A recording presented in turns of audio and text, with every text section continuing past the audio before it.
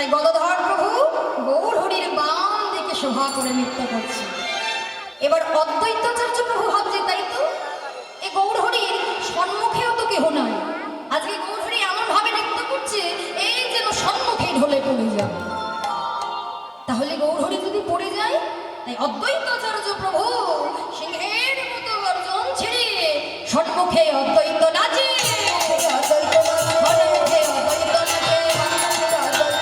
সিংহের মতো গর্জন ছেড়ে অদ্বৈত নাচে, সিংহের মতো গর্জন ছেড়ে সম্মুখে অদ্বৈত নাচ, আমার গৌর ধরে পড়বে বলে সম্মুখে অদ্বৈত নাচ। এবার সবার শেষে শ্রীবাস দেখলেন গৌর হরির পেছনেও তো কেহ নাই, গৌর যদি নৃত্য করতে করতে পিছু ঢলে পড়ে যান, তাই শ্রীবাস পণ্ডিত গৌর হরির পিছু পিছু নৃত্য করতে লাগলেন। তাই এমন ভাবে আজকে এই পঞ্চতত্ত্ব মিলিত রাস নদিয়াবাসীগণ দর্শন করতে লাগলেন। আর বৈষ্ণব কবি এই পঞ্চতত্ত্ব মিলিত রাস দর্শন করে বৈষ্ণব কবি বাসুদেব ঘোষ এক পাশে দাঁড়ায় বললেন, ওগো বাসুদেব ঘোষে তাহে করয় বিলাস, বাসুদেব ঘোষে করয় বিলাস, বাসুদেব ঘোষে তাহে করয় বিলাস,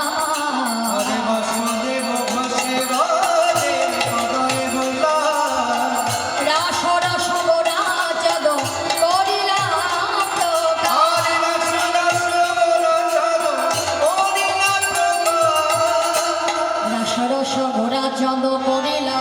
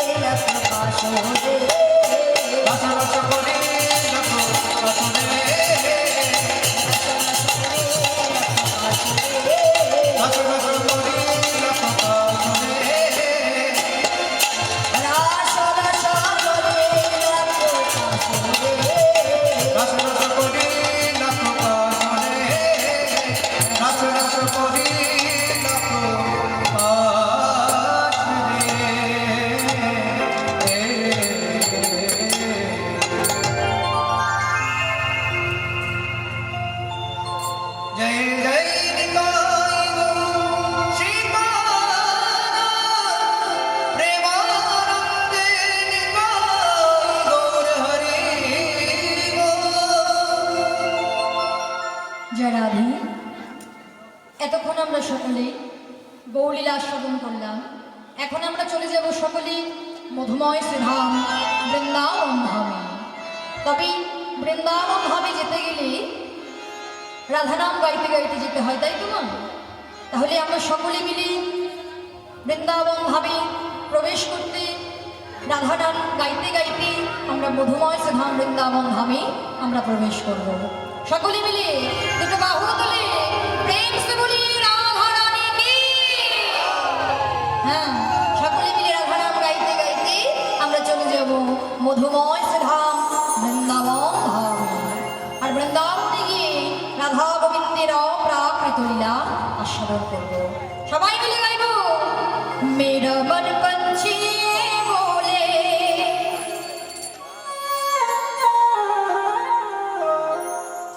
ওরে বৃন্দাবন যাও ব্রজ की लता पता में राधे राधे गाओ मैं राधे राधे गाओ शाम शाम गाओ राधे राधे शाम शाम गाओ राधे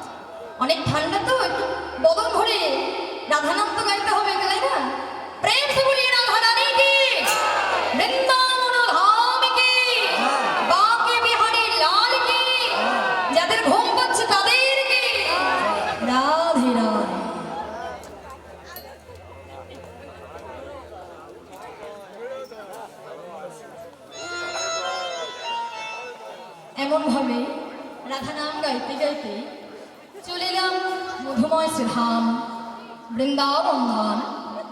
বৃন্দাবন ধামে আমরা রাধা গোবিন্দের মহাপ্রাকৃত লীলা সাধন। তাহলে বাবা, আজকের আলোচ্য বিষয় যে মহারাস লীলা। এই যে রাসলীলা, ভগবান শ্রীকৃষ্ণ যত যত লীলা করেছেন তার মধ্যে রাসলীলাকে বলা হয়েছে সর্বলীলার মুকুটমণি রাসলীলা, মহারাসলীলা।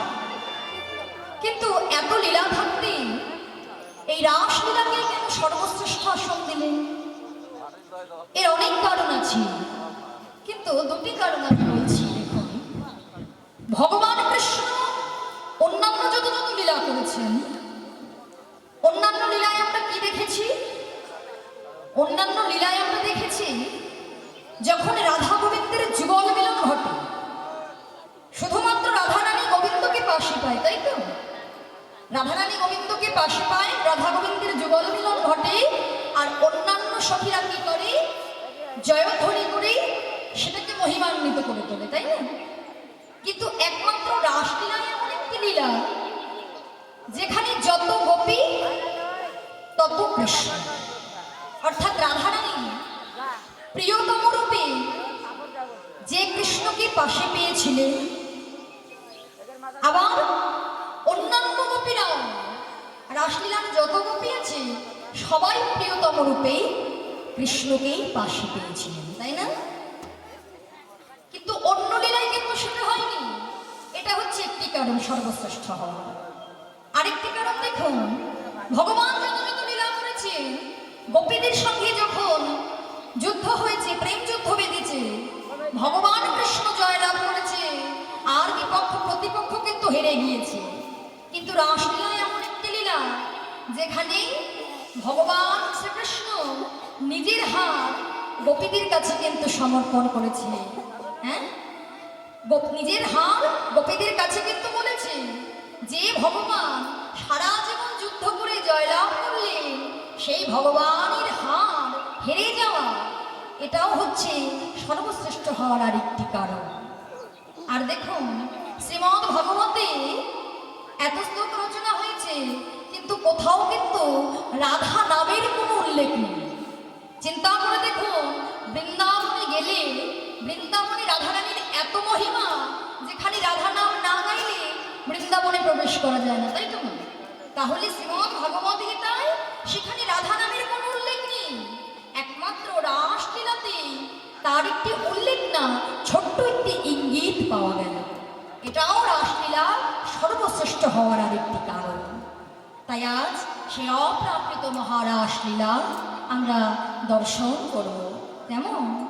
তাই শাস্ত্র কি বললেন? ভগবান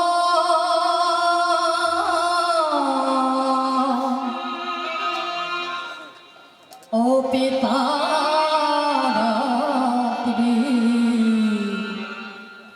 শরদ অতথল্য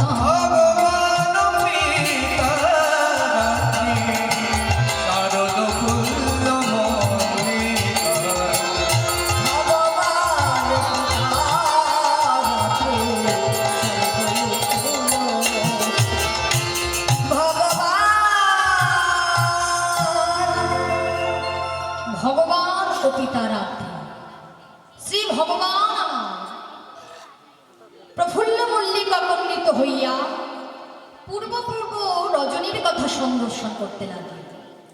এক সময় গোপ রমণীগণ অঘ্রায়ণ মাসে কাত্তা করছিলেন, তাই তো? গোপ রমণীগণ অগ্রহায়ণ মাসে কাত্যায়নী ব্রত করেছিলেন এবং মাসের শেষে কদমতলী শ্রী যমুনার বালুকা দ্বারা একটি মৃন্ময়ী কাত্যায়নী মায়ের রূপ সৃষ্টি করে সারা নিশি মায়ের পূজা করলেন। মায়ের পূজা করে তারা কাত্যায়নী মায়ের কাছে কি প্রার্থনা করলেন? না, কাত্যায়নী মায়ের কাছে প্রার্থনা করলেন, কাত্যায়নী মহামায় জগন্নাধীশনম নন্দ গোপ সুতা দেবী পতি।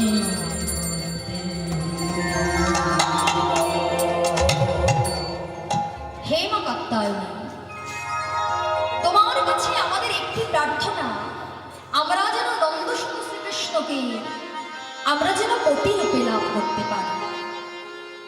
এই বলে মায়ের নিকট প্রার্থনা জানি গোপীগণ সেই যমুনার জলে মাকে ভাসিয়ে দিয়ে তারা নগ্না হয়ে জলকেলি করতে লাগলেন। অর্থাৎ তাদের পরিধে বসন ভূষণ খুলে রেখে তারা জলকেলি করছে। এমন সময় ভগবান কৃষ্ণচন্দ্র রাখালিয়া বেশি তথায় আগমন করত। গোপীগণের সমস্ত বসন ভূষণ ওই কদম্ব বৃক্ষের ডালে ঝুলাই রেখে, হ্যাঁ, কদম বৃক্ষের ডালে ঝুলিয়েছেন। আর ভগবান এমন ভাবে বসেছেন না যাতে ভগবানকে কেউ দেখতে না পায়, অর্থাৎ পাতা আর বসনের আড়ালে এমন ভাবে বসে আছে যেন গোবিন্দের বদনটা কেউ দর্শন করতে না পারে। তাই যখন বসন্ত উপরে ঝুলিয়ে রেখে ভগবান কৃষ্ণ আড়ালে বসে মৃদুমন্দ বংশের ধ্বনি করছে, আর সেই বংশের ধ্বনি শ্রবণ করে গোপীগণ সকলে তীরপরে চেয়ে দেখলেন তাদের একটাও বসন নেই। সমস্ত বসন কোথায় গেল? না, তাকিয়ে দেখলেন ওই কদম বৃক্ষের ডালের উপরে তাদের বসনগুলো ঝুলছে। তারা মনে মনে বুঝতে পারলেন এ আমাদের প্রাণ গোবিন্দ ছাড়া আর কারোর মুরলী হতে পারে না। তাই পবনকে বললেন, পবন তুমি আকাশে মৃদুমন্দ বাতাস বহিয়ে দাও, সেই বাতাসে যেন পত্র আর বস্ত্র যেন বলতে থাকে। তাই পবন মৃদুমন্দ বাতাস বহিয়ে দিলেন, আর সেই বাতাসে বসন আর পাতা যখন নড়ছে, ওই পাতার বসনের আড়াল থেকে গোপীগণ কৃষ্ণের বদন এবং চরণ যে দেখতে পেলেন, লজ্জিত হয়ে কেহ বা গলা অবধি জলে ডুবে আছে, আবার কেহ কি করেছে এক সখী আর এক সখীর কণ্ঠে হাত দিয়ে লজ্জা নিবারণের ভঙ্গি নিয়ে একেবারে গলা অবধি জলে বসে আছে। কেহ বা হস্ত দ্বারা, কেহ বা চরণ দ্বারা, যে যেমন ভাবে লজ্জা নিবারণের ভঙ্গি নিয়ে দাঁড়িয়ে একেতে অগ্রহায়ণ মাস শীতের সময় ওই জলের মধ্যে না থাকতে পেরে গোপীগণ এক হস্ত উত্তোলন করে ভগবানের কাছে বললে, হে গোপী বল্লভে, আমাদের বসন্দা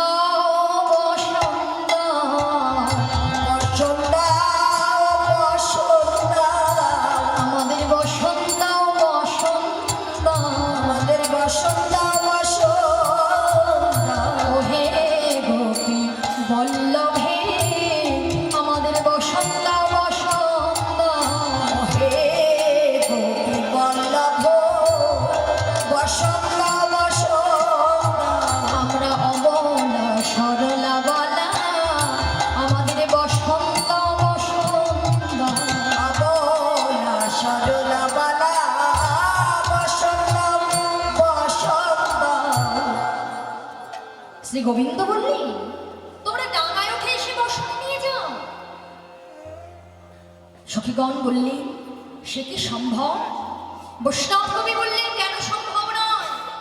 তোমরা যাকে পতিরূপে প্রার্থনা করছো, তোমরা তার কাছে গোপন কি করিবে? পতির নিকট পত্নীর গোপন কি থাকিতে পারি? তাছাড়া প্রত্যেকটি জীবের হৃদয় মন্দিরে ভগবান শ্রীকৃষ্ণ পরমাত্মা রূপে বিরাজ করছেন। তাই এই কথা শুনতে পেয়ে গোপীগণ আর শশীতল যমুনার জলে থাকতে না পেরে মা এক এক করে উঠে এসে এক হস্ত উত্তোলন করে ভগবানের কাছে বসন যায়। কিন্তু ভগবানের কাছে কিছু পেতে হলে পুরোপুরি আত্মসমর্পণ না করলে তো ভগবান দেন না। তাই ভগবান ছলনা করে বললেন, ও হে গোপী, তোমরা প্রভাতে সূর্য প্রণাম করবে না? তাই তারা গোবিন্দের মায়ায় ভুলে দুটি হস্ত উত্তোলন করে প্রভাতে সূর্য প্রণাম করলেন। আর গোবিন্দ আমার তাদের ছলনার দ্বারা আত্মসমর্পণ বাক্য আদায় করে তাদের শুষ্ক বসন বলে দিয়ে দিলেন। ভেজা বসন পরিত্যাগ করে শুষ্ক বসন পরিধান করে গোপীগণ ভগবানের কাছে তাদের প্রার্থনাটা জানিয়ে দিলেন। ভগবান বললেন, আজ নয়, আসছি আগামী শারদীয় পূর্ণিমা রজনী তিথিতে আমি তোমাদের প্রত্যেকের মনোবাসনা পূরণ করাব। তাই ভগবান এই কথায় এতক্ষণ ধরে সন্দর্শন করতে লাগলেন।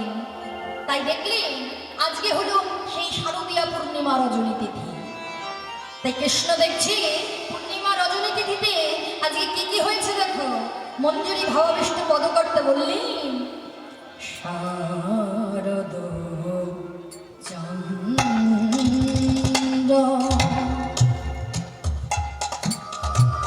পবন মন্দ বিপিনে ভরল কুসুম গন্ধরে গন্ধরে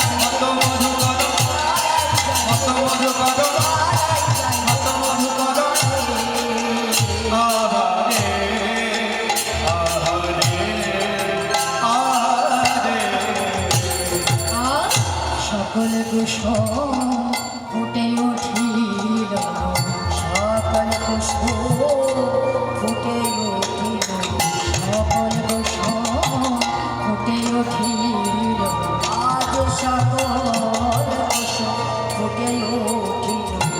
এই না বৃন্দাবনের মাঝে সকল পুষ্প ফুটে উঠিল।